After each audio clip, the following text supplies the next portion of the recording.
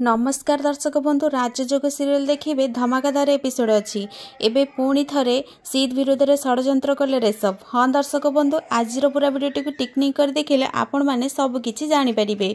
वीडियोटी को स्किप न करी शेष पर्यंत देखंतु। दर्शक बंधु आपण मानकर प्रिय सीरियल राजयोग सीरियल देखा पाइबे जे बलवंत राय परिवार रे मकर संक्रांति पालन हेबो।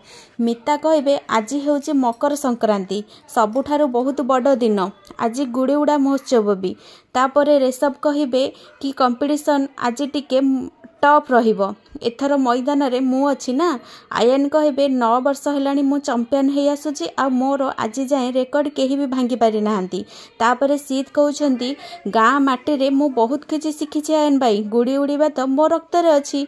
हो देखिबा आकाश रे काहा गुड़ी राज करूची। आउ एतिके बेले ऋषभ मने मने सीत विरुद्ध रे षड्यंत्र करिवे आउ भाबिबे तू सीध हेइथा कि आउ केही भी एई मौका रे तते तळे पकेइबा पई मते बहुत भल सुजोग मिलिची।